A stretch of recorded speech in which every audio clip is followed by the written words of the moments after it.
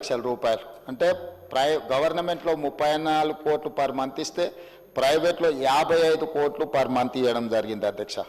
అదేవిధంగా అధ్యక్ష ఈ రోజు అవుట్ స్టాండింగ్ ఇప్పుడు వారు ఏదైతే చాలా అవుట్ స్టాండింగ్ ఉందని అంటుండ్రో యాజ్ ఆన్ డేట్ 25th వరకు క్యాలిక్యులేట్ చేస్తే ఈ రోజు వరకు 727.75 కోట్లు అంటే వాళ్ళు ఇచ్చిపోయిన 600కు మేము 28 నెలల అదనంగా బకాయి పడ్డది 100 కోట్ల చిల్లరనే అధ్యక్ష. మన ప్రభుత్వం ఎక్కడ కూడా ఎప్పటికప్పుడు దాదాపుగా ఇచ్చుకుంటూనే వచ్చినాము. పాత బకాయిలను తిరిగి చెల్లించడానికి ఆ భారాన్ని వదిలించుకోవడానికి ఇప్పుడు కష్టమవుతుంది. వాటిని కూడా ఏ విధంగా చెల్లించాలనే ప్రణాళిక మనం చేసుకుంటూ వస్తున్నాం అధ్యక్ష. అందులో కూడా గవర్నమెంట్ హాస్పిటల్స్కి ఎక్కువ బకాయి ఉంది.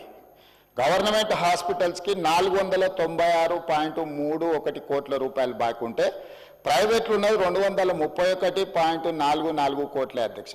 సో ప్రైవేట్లో బకాయిలు చాలా తక్కువ ఉన్నాయి. ప్రైవేట్ హాస్పిటల్స్ రాజీవ్ ఆరోగ్యశ్రీ నిధులు ఇవ్వకపోవడం వల్ల ట్రీట్మెంట్ అందించడం లేదు, దానివల్ల పేదలకు అన్యాయం జరుగుతుందని ఏదైతే అపోహ కల్పించే ప్రయత్నం చేస్తున్నారో వాస్తవ వివరాలు ఇవి అధ్యక్ష.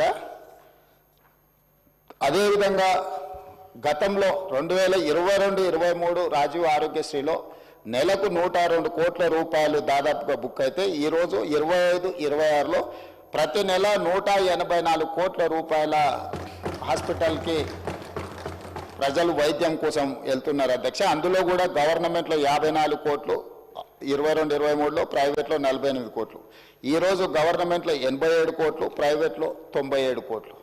సో అన్ని రకాలుగా పేషెంట్లు పెరగడమే కాకుండా 5 లక్షల నుంచి 10 లక్షలకు రాజీవ్ ఆరోగ్యశ్రీ ఏదైతే ఇన్సూరెన్సు ఇతర వ్యాధులను కూడా అందులో చేర్చడం వల్ల ఈరోజు దాదాపుగా మోర్ దాన్ డబుల్ ఈరోజు వాళ్ళు వాడుకోవడం జరుగుతుంది అధ్యక్ష. అదేవిధంగా ఈరోజు అంతకుముందు సీఎం రిలీఫ్ ఫండ్ ఒకసారి తీద్దాం అధ్యక్ష. సీఎం రిలీఫ్ ఫండ్ చెక్కులలో జరిగిన అవినీతి వెనకాల ఎవరు పిఏలు ఉన్నారు, ఎవరు ఆఫీసు సిబ్బంది ఉన్నారు, నిన్న మన కేసులు కావడము ఇవన్నిటిని ఎవరైతే పేరు మీద చెక్కులు తీసుకెళ్ళి ప్రైవేట్ ఖాతాలలో వేసుకొని ఎట్లా సీఎం రిలీఫ్ ఫండ్ను దుర్వినియోగం చేసిండ్రో కేసులు ఉన్నాయి, విచారణ కూడా జరుగుతుంది అధ్యక్ష. కానీ మన ప్రభుత్వం వచ్చిన తర్వాత సీఎం రిలీఫ్ ఫండ్ కానీ రాజీవ్ ఆరోగ్యశ్రీ కానీ ఎమ్మెల్యేలకు ఆన్లైన్లో వెబ్సైట్ ఇచ్చేసి డైరెక్ట్గా ట్రాన్స్పరెంట్గా ఎవరైనా అప్లై చేసుకునే వెసులుబాటు కల్పించి క్లియర్గా ఇస్తున్నాము. మేము ఈరోజు సీఎం రిలీఫ్ ఫండ్ ఈ 27 నెలలలో 2046 కోట్ల రూపాయలు సీఎం రిలీఫ్ ఫండ్ ఇచ్చినాం అధ్యక్ష. 2400 రాజీవ్ ఆరోగ్యశ్రీలో 2040 దాదాపుగా 4500 కోట్ల రూపాయలు ఈ 27 నెలల్లో పేదల వైద్యం కోసము ఈ ప్రభుత్వము సంపూర్ణంగా ప్రయత్నం చేసింది. ఇది సరిపోతుందంటే ఇది సరిపోదు అధ్యక్ష. మేము ఎప్పుడు ఇది సరిపోయింది ఇంకా ఇది ఇంతకంటే ఎక్కువ చేయలేమంటలేం. అందుకే ఈరోజు ఇందిరమ్మ కుటుంబ జీవిత బీమా ఎవరికి ప్రమాదం వచ్చినా సిపెక్ సర్వే ప్రకారం socio economic education employment political and caste survey ఏదైతే రాష్ట్ర ప్రభుత్వం చేసి February 4th సోషల్ జస్టిస్ డేగా పెట్టిందో ఆ సమాచారం ప్రకారం 1,15,00,000 కుటుంబాలు తెలంగాణ రాష్ట్రంలో ఉంటే ప్రతి కుటుంబానికి ఈరోజు జీవిత బీమాను అందించి ఎవరికైనా కుటుంబ పెద్దను కోల్పోతే ప్రభుత్వం వైపు నుంచి ఒక ధీమా ఉండాలి, ఈ జీవిత బీమా ఆ కుటుంబానికి ఒక ధీమా అని చెప్పి ఈరోజు మనం నూతనంగా కొత్త పథకాన్ని కూడా మనం ప్రవేశపెట్టుకోవడం జరిగింది అధ్యక్ష.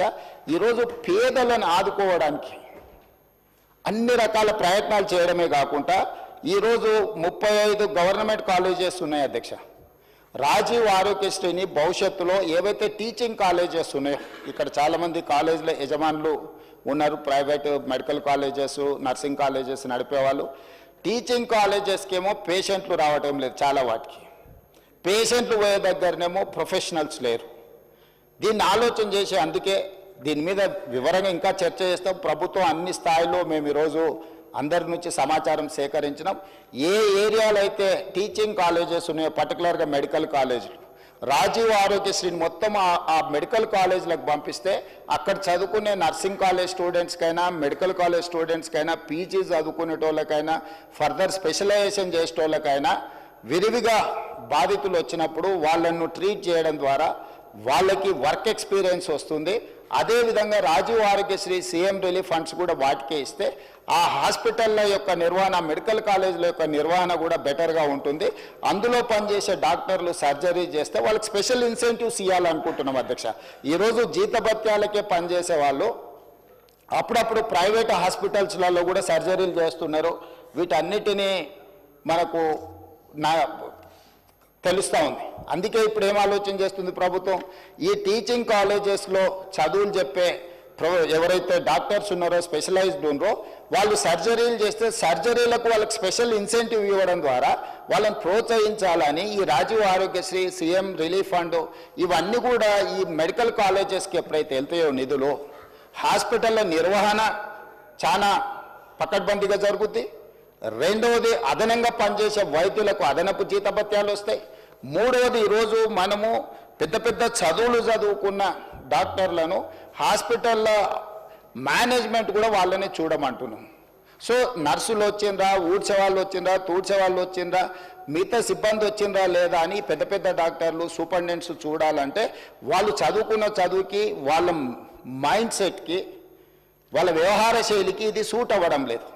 అందుకే ఈరోజు ఈ నిర్వహణ మొత్తం సపరేట్ చేసి దీనికి సపరేట్గా ఒక గ్రూప్ 1 ఆఫీసర్నో లేకపోతే ఒక గ్రూప్ 2 ఆఫీసర్నో ఇతర సిబ్బందిని పెట్టి ఈ సిబ్బంది యొక్క నిర్వహణ బాధ్యత మొత్తం ఒక వింగ్ అప్పచెప్పి పేషెంట్లకు ట్రీట్మెంట్ చేసే బాధ్యతను కంప్లీట్గా ప్రొఫెషనల్గా డాక్టర్లతో చేయించాలనుకుంటున్నాం. ఇప్పటివరకు మొత్తం పేషెంట్లను చూడడమే కాకుండా హాస్పిటల్ వ్యవస్థను నిర్వహించే బాధ్యత కూడా సూపరింటెండెంట్ మీదనే ఉంటుంది. దాంతో అతను నర్సు వచ్చిందా లేకపోతే ఊడ్చేవాడు వచ్చిందా, సిబ్బంది వచ్చిందా రాలేదా, వాచ్మెన్ వచ్చిందా లేదా, బయట పార్కింగ్ ఎవరు చూస్తున్నారు, లేకపోతే క్యాంటీన్లో ఏముంది ఏం లేదు అతను చూడలేడు. అతని టెంపర్మెంట్కి అది సూట్ అవ్వదు. రెండోది అతను క్వాలిటీగా కూడా పనిచేయలేడు. అతను లోపలే సర్జరీ చేయాలన్నా, వచ్చిన పేషెంట్లను చూడాలన్నా, ఇన్ పేషెంట్లను చూడాలన్నా, అవుట్ పేషెంట్లను చూడాలన్నా ఈ సమస్యలు ఉన్నాయి. కాబట్టి మన ప్రభుత్వం దీన్ని కూడా ఆలోచన చేసి ఈరోజు ఈ రెండు పనులను రెండింటిని సపరేట్గా ఈరోజు మనము డీల్ చేయాలనుకుంటున్నాం అధ్యక్ష. మూడవ పాయింట్, కొన్ని వేల మంది తెలంగాణ నుంచి ఇతర దేశాలలో డాక్టర్లుగా ఈరోజు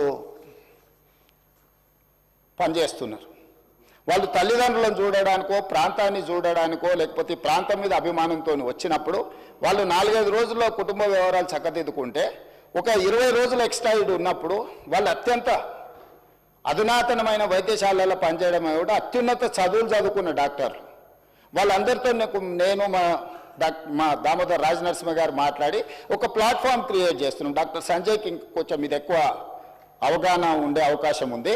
ఆ డాక్టర్లు అందరినీ ఆన్లైన్లో ఒక వెబ్సైట్ క్రియేట్ చేస్తున్నాం. వాళ్ళు ఎప్పుడు మన ప్రాంతానికి వస్తుండ్రు, ఏ టైంలో వాళ్ళు ఈ స్పెషల్ డిసీజెస్ కానీ సర్జరీలు కానీ లేకపోతే మెడికల్ కాలేజీలకు వెళ్ళి చదువులు చెప్పడానికి సమయం ఇండికేట్ చేస్తే ఆ టైంలో వాళ్ళని ఆయా హాస్పిటల్స్లలో వాళ్ళ సేవలను వినియోగించుకోవాలని చెప్పి ఈరోజు వాళ్ళందరితో చర్చ చేసినాం. వాళ్ళందరినీ కూడా ఒక కొలికి పట్టుకొచ్చినాం అధ్యక్ష. ఈరోజు ఈ ప్రాంతంలో ఉండి గ్రామీణ ప్రాంతాలలో ఉండి ఉస్మానియా కాకతీయ యూనివర్సిటీలలో మంచి చదువులు చదువుకొని ఇతర దేశాలకు వెళ్ళి గొప్ప పేరు సంపాదించిన డాక్టర్లు ఈరోజు తిరిగి సొంత ప్రాంతానికి ఏదైనా చేయాలనుకుంటున్నారు. ఇప్పటి వరకు ఎలాంటి వెసులుబాటు లేదు. ఏ డాక్టర్ ఎప్పుడు ఇండియాకు వస్తుండు, తెలంగాణకు వస్తుండు, లేకపోతే సొంతూరుకు వస్తుండు, ఎప్పుడైనా వెళ్తుండు, అతని సమయం ఎప్పుడు ఎలా కేటాయించగలడానికి ఏమీ వెసులుబాటు లేదు. అందుకే మన ప్రభుత్వం ఈరోజు స్పష్టంగా వాళ్ళతో చర్చించి మనం ఈరోజు ఒక ప్రత్యేకంగా ఒక website medical and health department నుంచి క్రియేట్ చేసి ఏ డాక్టర్ ఏ నెలలో ఏ సమయంలో మన దగ్గరకు వస్తున్నాడో ఆ సమయంలో అతను వైద్య సేవలు ఏమన్నా అందించాలనుకుంటుండే ఇక్కడ ఉండే పేదలకు ఉచితంగా, అదేవిధంగా ఇక్కడ ఉండే మెడికల్ కాలేజీలలో వెళ్ళి అతని ఎక్స్పీరియన్సు అతని అనుభవాన్ని పాఠాల కింద ఏ విధంగా చెప్పాలనుకుంటుండో ఈరోజు విదేశాలలో నిపుణులైన డాక్టర్లను తెలంగాణ కూడా వాళ్ళ సేవల్ని వినియోగించుకోవాలనుకుంటుంది. కాబట్టి వాటికి కూడా ఒక ప్రత్యేకమైన ఏర్పాట్లను చేస్తున్నాం అధ్యక్ష. అదేవిధంగా టీమ్స్ ఈరోజు వరంగల్లో కానీ అల్వాల్లో కానీ లేకపోతే ఎల్బీ నగర్లో కానీ సనత్ నగర్లో కానీ నిమ్స్ కానీ వీటన్నిటిని కూడా స్పెషలైజ్డ్ హాస్పిటల్స్ కింద చేయడమే కాకుండా ఈ CM relief fund Rajiv Aarogyasri LOC ఇప్పుడు ముందుగానే మనం లెటర్ ఇవ్వాల్సిన పరిస్థితి ఇప్పుడు ఓన్లీ నిమ్స్కే ఇస్తున్నాం నాకు తెలిసినంత వరకు.